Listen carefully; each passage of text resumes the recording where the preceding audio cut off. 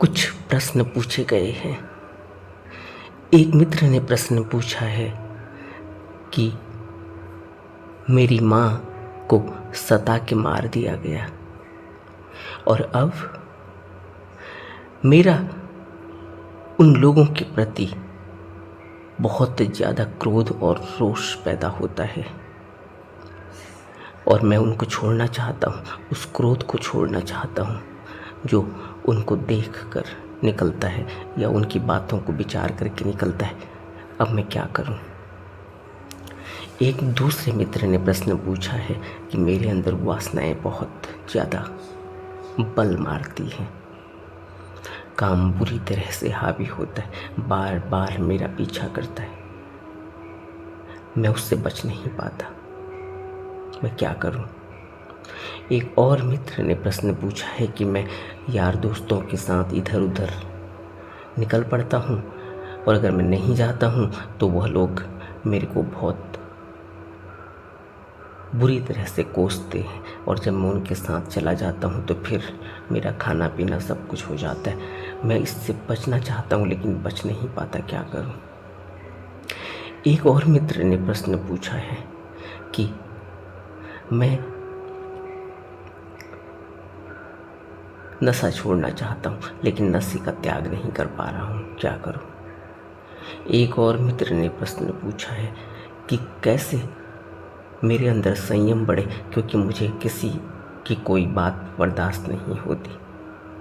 मैं लोगों के साथ रहना चाहता हूँ लेकिन रह नहीं पाता क्योंकि मेरे अंदर सहन करने की शक्ति नहीं।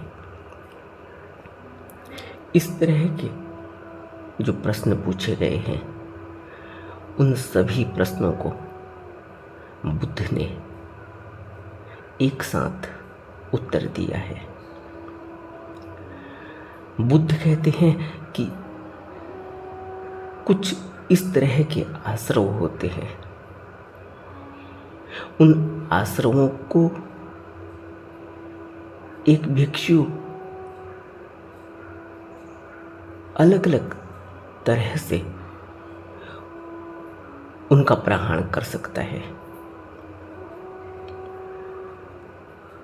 कोई आश्रव ऐसे होते हैं, कोई विकार ऐसे होते हैं जो विचार से त्यागे जा सकते हैं।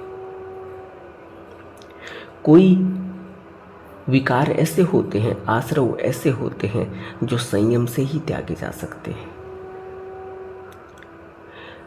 कोई कोई विकार ऐसे होते हैं, आश्रव ऐसे होते हैं जिनका जो सेवन से ही त्यागे जा सकते हैं, जो स्वीकार करके ही त्यागे जा सकते हैं।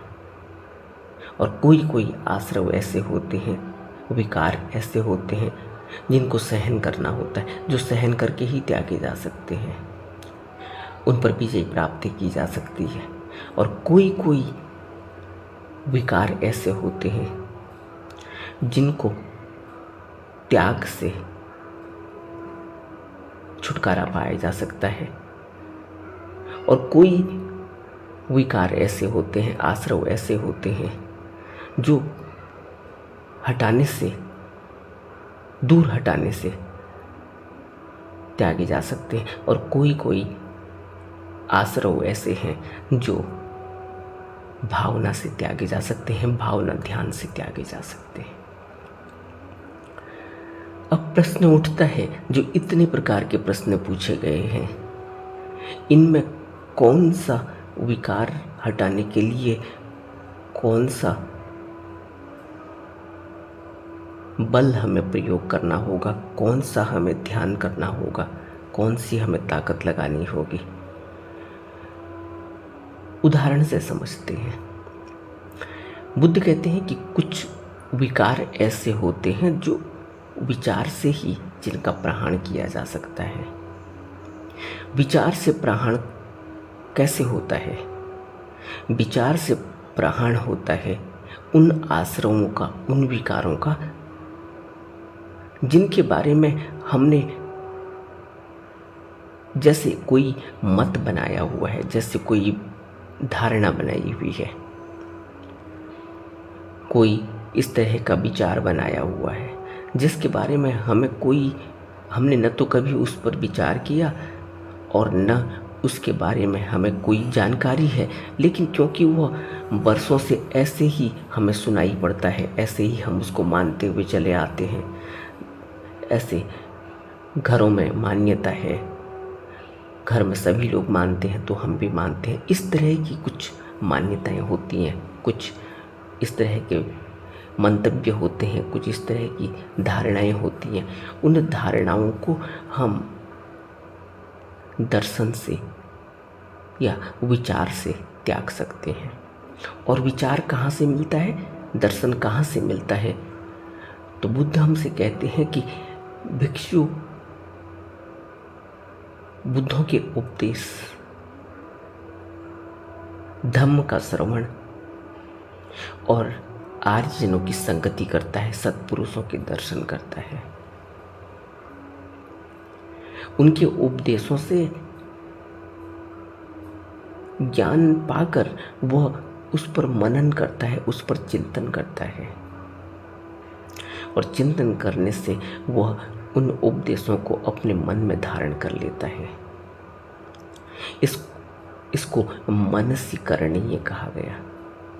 और जब वो मन में धारण कर लेता है तो मन में धारण कर लेने के बाद अब क्या करना है और क्या नहीं करना, जो उसके अंदर इस तरह के धारणाएं, इस तरह के मंतव्य, इस तरह के विचार घर कर गए हैं, उनको वह इन बुद्ध के उपदेशों के बाद छोड़ देता है। बुद्ध के उपदेशों के बाद उसको सत्य का आभास होता है और तब उसे अपनी जड़ता दिखाई देती है, तब उसे अपनी अज्ञानता का पता चलता है, तब उसे अपनी बेवकूफ़ियाँ, अपनी कमियाँ, अपनी मूर्खता दिखाई पड़ती है और वह उन उपदेशों का सहारा लेकर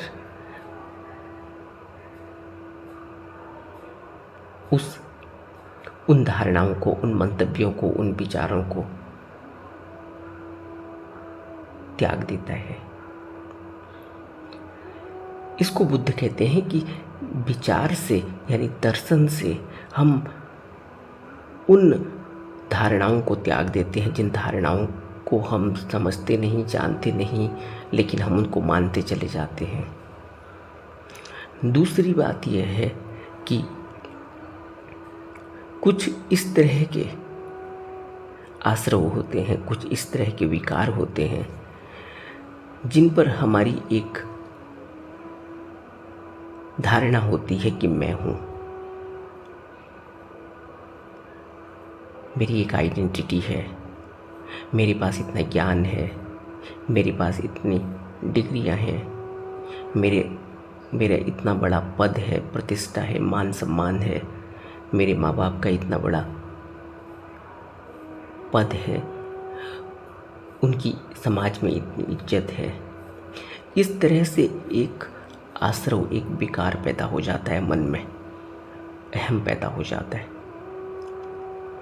उस अहम को भी हम विचार से ही, दर्शन से ही दूर कर सकते हैं जब बुद्ध के उपदेश सुनते हैं और अनात्म और अनित्यता का भाव पैदा होता है।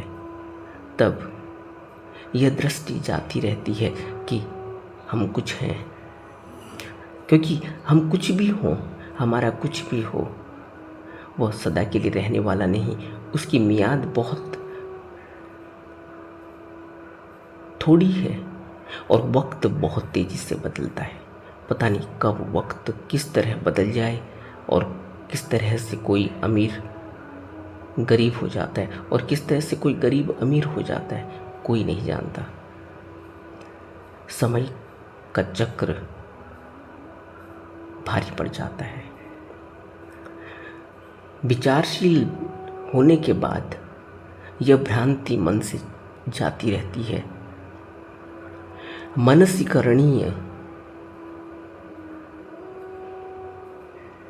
मन में धारण करने योग्य बातों को वह मन में धारण करता है और मन में धारण करने से जो विकार उत्पन्न हो सकते थे वह उत्पन्न नहीं होते, और कोई अगर उत्पन्न हुए हैं तो वह खत्म हो जाते, उनका क्षय हो जाता है।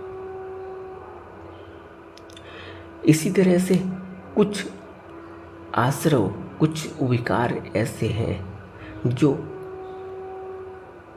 संयम से ही उनका निदान किया जा सकता है, उनको खत्म किया जा सकता है। जैसे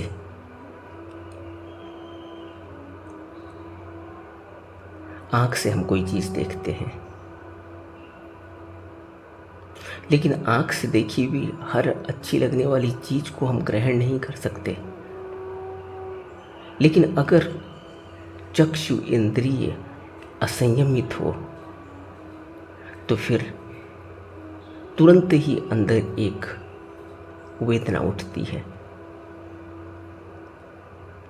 और वह वेदना, वह तरंग इतनी भारी हो जाती है कि अब वह वस्तु चाहिए। असंयमित हो जाता है मनुष्य। और बुद्ध कहते हैं कि संयम से, अगर इंद्रियों में संयम हो, आंख में संयम हो, कान में संयम हो, जीभ में संयम हो, तो संयम से मनुष्य अनावश्यक रूप से उत्पन्न होने वाली पीड़ा और उत्तेजना से बच जाता है। उसके आश्रव उत्पन्न नहीं हो पाते, उसके विकार उत्पन्न नहीं हो पाते। यानी संयम से हम विकारों से मुक्त हो सकते हैं। और संयम के लिए हमें अपनी इंद्रियों पर संयम रखना चाहिए, क्योंकि इंद्रियों के असंयमित होने से ही हम बहुत बड़े दुष्चक्र में फंस जाते हैं। तीसरा, बुद्ध कहते हैं कि वह विकार जो सेवन द्वारा ही खत्म हो सकते हैं, जो आश्रव सेवन द्वारा, प्रति सेवन द्वारा जिनको खत्म किया जा सकता है। जैसे भिक्षु ठीक से जानकर उतना ही चीवर यानी उतने ही वस्त्र का सेवन करता है जितना कि उसको उसकी सर्दी, गर्मी, मौसम, मच्छर, हवा, धूप और किसी कीड़े, सांप, बिच्छू आदि से उसको बचा के रखे। वह उतने चीवर, उतने वस्त्रों को धारण करता है जितना ढकने के लिए आवश्यक है, जितने से वह उसकी सुरक्षा हो सकती है। वह उतना ही चाहता है जितनी आवश्यकी है, वह उतना ही खाता है जितनी आवश्यक है। उसे भूख लगी है, वह उतना ही खाता है जितना भूख को दमन करने के लिए आवश्यक है, जिससे कोई नई वेदनाएं उत्पन्न न हो, जिससे कोई पीड़ा न हो, जिससे कोई रोग न हो, जिसको सेवन न करने से। तो वह उतना सेवन करेगा जिससे उसकी भूख खत्म हो जाए, वह उतना सेवन करेगा जिससे उसको किसी भी प्रकार की बीमारी न हो। वह उतना ही सेवन करेगा जिससे वह आसानी से उसका जीवन चल सकता है, उसको कोई किसी भी प्रकार की परेशानी न हो। इसी तरीके से सोना है, भिक्षु उतना ही सोएगा जितनी उसकी अनिवार्यता है, जिससे उसका शरीर स्वस्थ रहे, जिससे उसको शरीर में ताजगी बनी रहे, जिससे उसके मन में विश्राम हो, मन में शांति हो, जितना आवश्यक ही है, जिससे उसकी थकान मिट जाए, उतना वह सोता है। और आसन, वह उस आसन को ग्रहण करता है, सेवन करता है जो उसको सर्दी गर्मी से बचाता है, जो उसको किसी रोग से बचाता है, जो उसको किसी पीड़ा से बचाता है। जो उसको एकांत में चिंतन करने के लिए आवश्यक ये है, उपयोग करने जैसा है, वो उस आसन को धारण करता है। वो उस औषधि को धारण करता है जिससे उसकी पीड़ा चली जाती है, जिससे उसका रोग चला जाता है। कहने का अर्थ यह है कि सेवन के द्वारा आश्रमों से बचा जा सकता है, विकारों से मुक्त होया जा सकता है।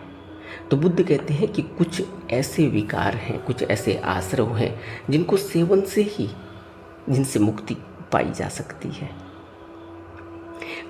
फिर भिक्षु, बुद्ध कहते हैं कि भिक्षु कुछ ऐसे आश्रम हैं जिनको सहन करता है, कुछ ऐसे आश्रम हैं जिनको त्यागता है। किनको त्यागता है?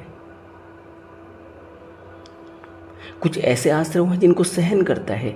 सहन करने वाले आसन हैं, आश्रम हैं, विकार हैं, जैसे सर्दी गर्मी, जैसे भूख प्यास, जैसे वाणी से कौन से शब्द निकलते हैं और उसको सहन करने पड़ते हैं, क्योंकि किसी के द्वारा कहा गया है, दुर्वचन है, लेकिन वो सहन करता है। वो अपनी प्रतिक्रिया नहीं देता, क्योंकि उसे पता है कि प्रतिक्रिया देके आश्रव बढ़ेंगे, शरीर में दुख पैदा होगा, शरीर में रोग पैदा होगा, शरीर में उत्तेजना पैदा होगी, तीव्र तीक्ष्ण कटुक वचन, उनको वो सहन करता है।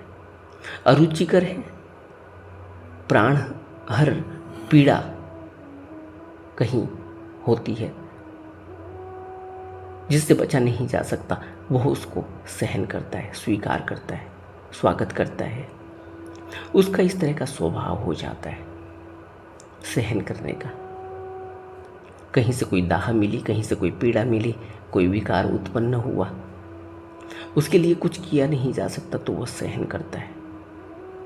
सहन करके वो विकारों को प्रहार कर देता है, कोई रिएक्शन नहीं करता। तो कुछ ऐसे विकार होते हैं, आश्रव होते हैं, जिनको सहन करना ही पड़ता है। भिक्षु उन आश्रमों को अच्छे से जानकर सहन करता है। फिर कुछ आश्रम ऐसे हैं जिनको त्यागना होता है, त्याग कर ही उनका प्रहार होता है। वो कौन से आश्रम हैं? जैसे उदाहरण के लिए, कोई रास्ते में हम चल रहे हैं, दूर से कोई हमें जंगली खूंखार जानवर दिखाई देता है, हम उस रास्ते से बच के निकलते हैं, फिर हम उस रास्ते को छोड़ देते हैं। आश्रव पैदा होता है, उसको त्याग दिया रास्ते को, आश्रव से हम बच गए, विकार से हम बच गए। इस तरह से अगर कोई अनुचित आचरण करने वाला व्यक्ति है, बुरा आचरण करता है, बुरा मित्र है, हम उसको देखते हैं, उससे बच निकलते हैं। कोई नकारात्मक सोच वाला व्यक्ति है, उसकी बातों से नकारात्मकता निकलती है, तो बेहतर है कि उससे बचा जाए। इसी तरह से बुरे मित्रों के सेवन को त्यागता है, बुरे मित्रों की संगति को त्यागता है। इसी तरह से अनुचित आसन, ऐसे आसन में नहीं बैठता, ऐसी जगह में नहीं बैठता जहां उसका मन में अशांति पैदा होती है। ऐसी जगह नहीं रहता जहां से उसको दाह और पीड़ा मिले, कोई इस तरह के आश्रम मिले। वो उस जगह को त्याग देता है। तो इसलिए कुछ ऐसे विकार हैं, कुछ ऐसे आश्रम पैदा होते हैं जो जिनको अगर त्याग दिया जाए तो उनसे बचा जा सकता है।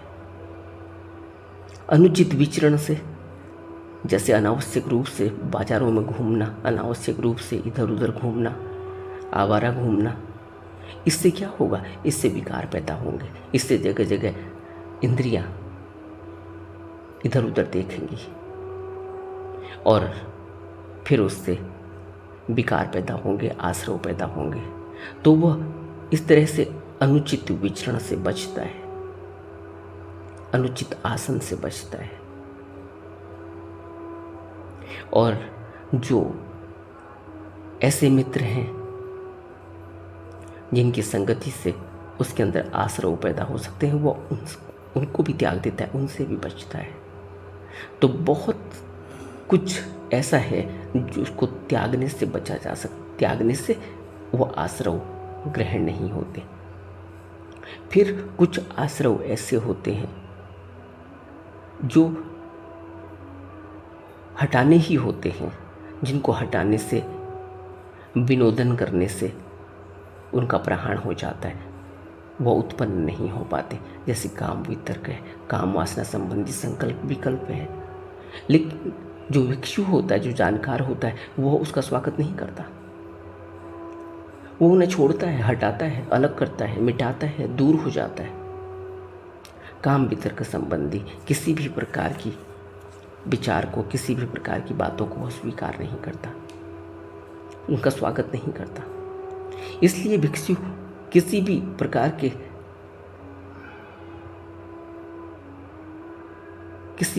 के मनोरंजन का हिस्सा नहीं होता, मनोरंजन में हिस्सा नहीं लेता, क्योंकि उसे पता है कि इससे उसके मन में विकार पैदा होंगे, आश्रव पैदा होंगे। टेलीविज़न है, मोबाइल है, अनावश्यक रूप से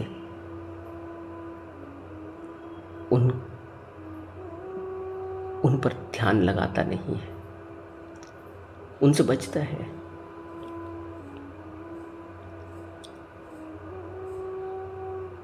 यह हुआ कि भिक्षु हटाने के द्वारा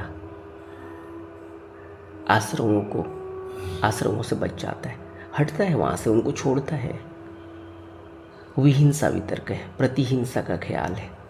जैसे एक मित्र ने प्रश्न पूछा है कि उसकी माँ को सता के मार दिया गया, उसकी मृत्यु हो गई, और आज उसके अंदर प्रतिहिंसा का ख्याल उठ रहा है, क्रोध पैदा होता है। अब इस क्रोध से बचने के लिए, प्रतिहिंसा से बचने के लिए, इस ख्याल से, इस विकार से निकलने के लिए यह जरूरी है कि वो वहाँ से, उस क्षेत्र से, उन लोगों से बचे। इस तरह के ख्याल जब भी उठते हैं, उन ख्यालों को छोड़े, उनका स्वागत न करे, उनको हटाए, उनको देखता रहे, उनको मिटाए। इस तरह के पापपूर्ण विचारों से वह अपने को दूर रखता है। वह धर्मानुपश्ययी हो, उन धर्मों को देखता है जो उस दुख दे रहे हैं। इस तरह से आश्रव हटाए जाते, हटाने से, बचने से उनका प्रहाण होता है। और कुछ आश्रव ऐसे हैं जो भावना से, भावना, ध्यान से, चिंतन से उन आश्रमों से बचा जा सकता है, उन विकारों से मुक्त हुआ जा सकता है।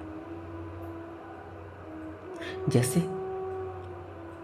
स्मृति संबोध्यंग की भावना करता है एक भिक्षु, ठीक से जानकर धर्म विचय करता है। धर्म विचय का अर्थ है धर्मानुपश्ययी हो, अपने धर्म को टूटते हुए देखता है। अपने धर्मों को, जैसे क्रोध पैदा हुआ, वह दृष्टा भाव से उस क्रोध को देख रहा है, उस क्रोध को उठते हुए देख रहा है, फिर उसको विलय होते हुए देखता है, यानी कि टूटते हुए देखता है उन धर्मों को। कोई भी धर्म पैदा होता है, वह उसको टूटते हुए देखता है, उसको बनते हुए देखता है। वह तटस्थ होकर खड़ा है, वो भागता नहीं, वह अपने उन धर्मों को धर्म विचय के माध्यम से उनसे पार निकल जाता है। चिंतन के द्वारा, ध्यान के द्वारा वह उन आश्रमों से बच जाता है, विकारों से मुक्त हो जाता है। इसी तरह से वो वीर्य संबोधि अंग की भावना करता है, उद्यमी होता है। प्रीति संबोधि अंग की भावना करता है, प्रीतिपूर्ण उसका व्यवहार है, किसी के साथ उसकी कोई दुश्मनी नहीं, किसी के साथ उसका कोई राग नहीं। प्रसरब्धि संबोधि अंग की भावना, समाधि संबोधि अंग की भावना, उपेक्षा संबोधि अंग की भावना करता है। प्रसरब्धि पैदा होती है जब ध्यान गहरा होता है, गहन शांति पैदा हो जाती है अंदर। तो जो चिंतन है, जो धर्म है, वो धर्म जो चित्त में एक आदत का रूप बन चुकी है, जो गहरे में एक करैक्टर बन चुका है, उससे मुक्त होने के लिए, उससे मुक्ति हो जाती है जब वो भावना करता है, जब वो धर्मानुपश्ययी हो, पीछा करता है। प्रसरब्धि पैदा होती है, समाधि पैदा होती है, गहरे एकांत में, गहरे आनंद में चला जाता है, गहन शांति में चला जाता है, मन में स्थिरता पैदा हो जाती है, समाधि घटती है, संबोधि अंग पैदा हो जाता है और उपेक्षा, तटस्थता पैदा होती है। अपना कोई जजमेंट नहीं देता, जो जैसा है वो वैसा ही है, उसको वैसा ही देखता है, अपनी तरफ से कोई उसमें चिंतन, विचार या कोई अच्छा बुरा अपनी तरफ से नहीं डालता। तो इस तरह की भावना से वह विकारों से, आश्रमों से मुक्त हो जाता है। तो बुद्ध हमें इन 7 प्रकार की, 8 प्रकार की आश्रमों से मुक्त होने की टिप्स दे रहे हैं, तरीके बता रहे हैं कि ऐसा नहीं है कि विकार है वो एक ही तरह से ख़त्म किए जा सकते हैं, या विकार से बचने के लिए कोई एक ही मेथड है। बुद्ध कहते हैं कि एक ही मेथड नहीं, आप इन 8 मेथड से, 8 तरीकों से, 7 तरीकों से इनसे निकल सकते हो, बच सकते हो। तो अभी हमें देखना होगा कि हमारे अंदर किस तरह से कोई विकार, कोई आश्रव पैदा हो सकता है। उस विकार और आश्रव से जो पैदा हो गया है, उससे बचने का कौन सा तरीका सुगम और सहज है, जिससे हम आसानी से बच सकते हैं, अनावश्यक आश्रमों से बच सकते हैं। कितना साधारण सा उदाहरण है कि अगर गर्मी से बचने के लिए, सर्दी से बचने के लिए, और गर्मी और सर्दी के कारण विकार पैदा हो, आश्रव पैदा हो, दुख पैदा हो, उससे बचने के लिए वो कपड़े धारण करता है, चीवर धारण करता है।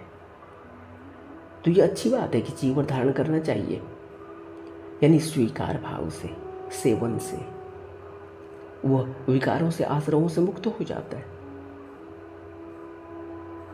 अदरवाइज अन्यथा क्या होता? अन्यथा उसको आश्रव लग जाता, अन्यथा उसको पीड़ा होती, कोई विकार पैदा हो जाता,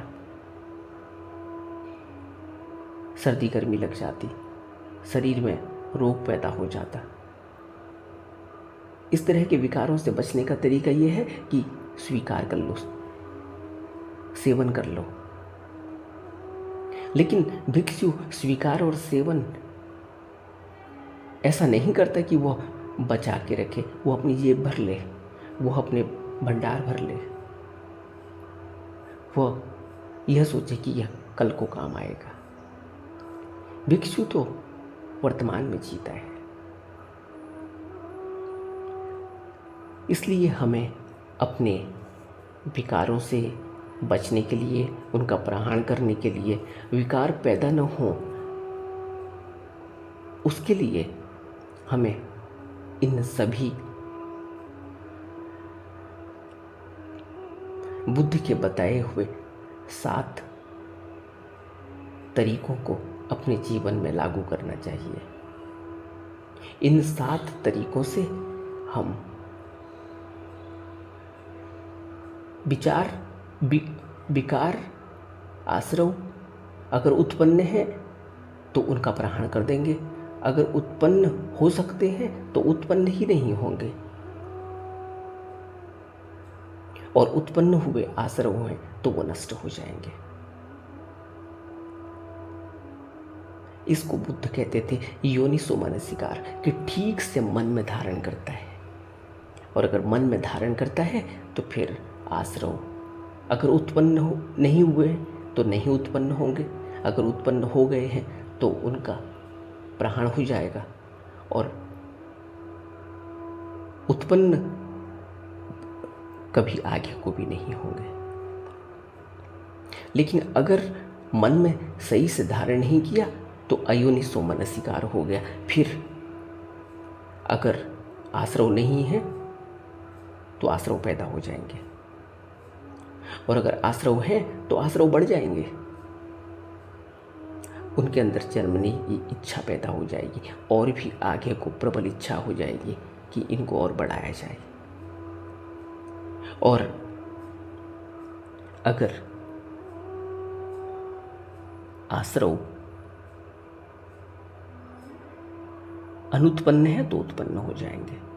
इसको बुद्ध कहते थे अयोनिसो मनसिकार, कि सही तरीके से ठीक तरीके से मन में धारण नहीं करना, उससे आश्रव बढ़ जाते हैं। और अगर ठीक तरीके से मन में धारण किए गए ये 7 तरीके तो फिर योनिसो मनसिकार, फिर आश्रव अगर उत्पन्न नहीं है तो उत्पन्न नहीं होते, अगर उत्पन्न है तो उनका प्रहरण हो जाता है।